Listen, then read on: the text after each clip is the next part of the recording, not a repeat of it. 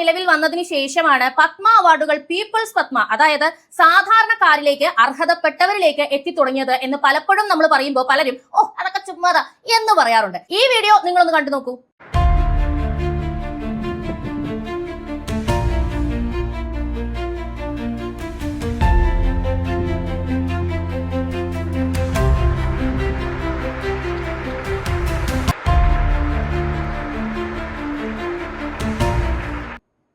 ഇത് ആലപ്പുഴയിലുള്ള ദേവകിയമ്മ സ്വന്തം കൃഷിസ്ഥലം കാടാക്കി മാറ്റിയതിനാണ് അമ്മയ്ക്ക് പത്മ അവാർഡ് ലഭിച്ചിരിക്കുന്നത്. അവാർഡ് കൊടുക്കുന്ന ആരാണെന്നൊക്കെ നിങ്ങൾ കണ്ടല്ലോ.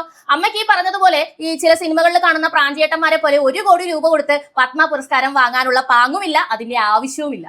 മോദി സർക്കാർ വരുന്നതിന് മുൻപ് വരെ കയ്യിൽ പണമുള്ളവനായിരുന്നു ഈ അവാർഡെല്ലാം ലഭിച്ചുകൊണ്ടിരുന്നത്. എന്നാൽ ഇപ്പോൾ കഥ മാറി. അതെ, BJP വന്നാൽ കഥ മാറും എന്ന് തന്നെയാണ് പറഞ്ഞത്. സാധാരണക്കാർ എന്തുകൊണ്ടാണ് BJPക്കൊപ്പം നിൽക്കുന്നത് എന്ന് നേതാക്കന്മാർക്ക് മനസ്സിലാവില്ല. നിങ്ങൾക്ക് മനസ്സിലാവുമോ?